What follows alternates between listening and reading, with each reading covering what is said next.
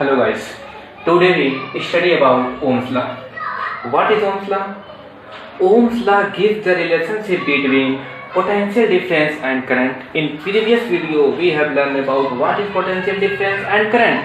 Ohm's law gives the relationship between voltage and current. यानी कि Ohm's law क्या देता है? वोल्टेज एंड करंट के बीच रिलेशनशिप देता है. इसको ऐसे डिफाइन कर सकते हैं, if the physical condition of a conductor remains unchanged then potential applied across the ends of a conductor is directly proportional to current. We can note down it.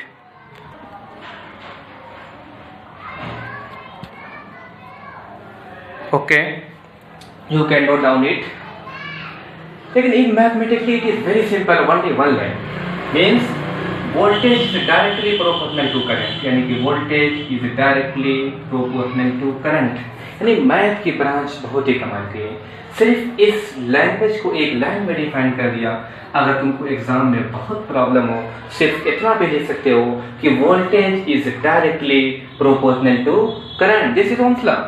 यानी सीधे सीधे क्या हुआ कि वोल्टेज को अगर बढ़ाओगे करंट की वैल्यू बढ़ेगी, वोल्टेज को कम करोगे करंट की वैल्यू क्या हो जाएगी, तुम्हारी कम हो जाएगी. इसका एक्सपेरिमेंट बहुत सिंपल है. चाहो तो घरों के अंदर भी कर सकते हो. घरों के अंदर तुम्हारे अगर सबमर्सिबल लगा हो या फिर तुम्हारा स्टेबलाइजर हो, तो स्टेबलाइजर में जैसे ही तुम वोल्टेज बढ़ाओगे तुम क्या देखोगे, तुम्हारा जो फैन है ऑटोमेटिकली तेज चलने लगता है. क्या मतलब हुआ, करंट बढ़ गई. यानी कि तुमने वोल्टेज को बढ़ाया, करंट की वैल्यू इंक्रीज हो गई. This is Ohm's law. Very simple. Now we continue it.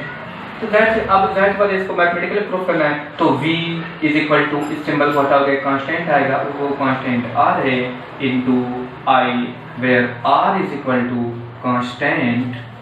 R is equal to constant. इस कांस्टेंट का नाम है रेजिस्टेंस.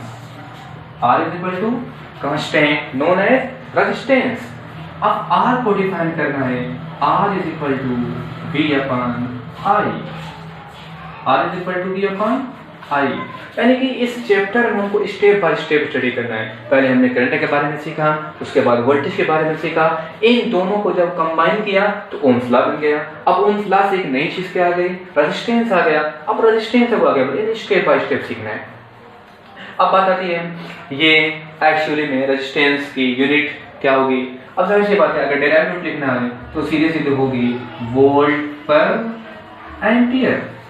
लेकिन वोल्ट पर एम्पियर कितना कॉमन वर्ड होगा, रेजिस्टेंस बार बार बोलेंगे, प्रॉब्लम होगी वोल्ट पर एम्पियर. इसीलिए जो इसकी SI यूनिट होती है ये किसी के नाम पर होती है, ओम्स के नाम ही पर है.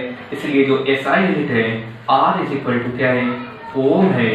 और इसका जो सिंबल है ये ओम हो गया, ये SI यूनिट हो गई. अब बात आती है जो हमारा ओम है, जो रेजिस्टेंस है, ये एक्चुअली में फिजिकल मीनिंग क्या है. देखो रेजिस्टेंस का सिंबल मैंने कंपोनेंट वाले में बताया था.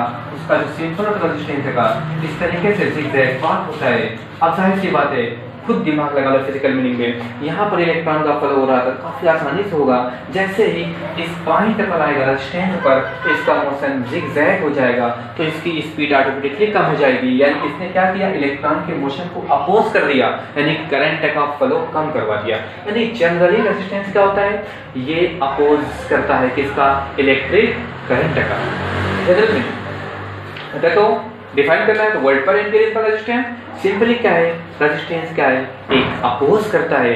किसका अपोज करता है, करंट का. इसीलिए इसका सिंबल भी ऐसे. अब इसमें कुछ कंपैरिजन के क्वेश्चन आते हैं, इस यहाँ से उसको भी देख लिया जाए तो उसी को कंटिन्यू किया जाए. अब यहाँ पर जैसे कंपैरिजन में क्या होगा, यहाँ से I की वैल्यू निकाल सकते हैं. तो I इज इक्वल टू हो गया V अपॉन R. ये बहुत इंपॉर्टेंट है. इसमें क्वेश्चन ये पूछा है, अगर रेजिस्टेंस की वैल्यू तुम कम कर दोगे तो करंट पर क्या इफेक्ट पड़ेगा. अगर रेजिस्टेंस कम कर दोगे करंट की वैल्यू बढ़ जाएगी. अगर रेजिस्टेंस को बढ़ा दोगे करंट की वैल्यू क्या हो जाएगी, कम हो जाएगी. और वोल्टेज पर क्या है, वोल्टेज बढ़ाओगे करंट की वैल्यू बढ़ जाएगी. ये तो सिंपल तुम भी समझ सकते हो, ये इनवर्सली प्रोपोर्शनल है, डायरेक्टली प्रोपोर्शनल है. लेकिन कंपैरिजन में पूछा जाता है, if we increase the resistance by 2 times, यानी जो नया रेजिस्टेंस लगाना है ये पुराने का 2 टाइम्स करना है, तो पूछ रहा है करंट के पर क्या इफेक्ट पड़ेगा. यानी कि रेजिस्टेंस को 2 टाइम कर दिया जाए तो करंट की वैल्यू कितनी हो जाएगी, तो बता सकते हो. अब यहाँ पुट कर दिया जाए करंट की value R is equal to V/R के बजाय 2R रख दिया जाएगा, तो सिंपल किया जाए तो क्या हो जाएगा, यहाँ पर 1/2 हो गया V/R। क्या देख रहे हैं, V/R, यही करंट थी। अब करंट कितनी हो जाएगी, आधी हो गई, यानी कि जब रेजिस्टेंस को 2 टाइम्स कर देंगे करंट की वैल्यू कितनी हो जाएगी, हाफ हो जाएगी। बहुत इंपॉर्टेंट क्वेश्चन है कंपटीशन के लिए। इसमें second question, if we reduce the resistance by half, यानी कि इस R की जगह पर रेजिस्टेंस को हाफ कर दिया जाए तो करंट की वैल्यू कितनी हो जाएगी। तो now we can solve it, I is equal to V/R की जगह R/2 और सिंपल करें 2 × V/R।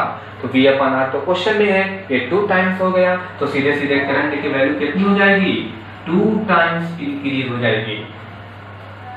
ओके, यानी कि जब रेजिस्टेंस को हमने बढ़ा दिया करंट की वैल्यू हाफ हो गई, जब करंट को हमने हाफ किया करंट की वैल्यू क्या आ गई, 2 टाइम्स हो गई। ये बहुत इंपॉर्टेंट क्वेश्चन है।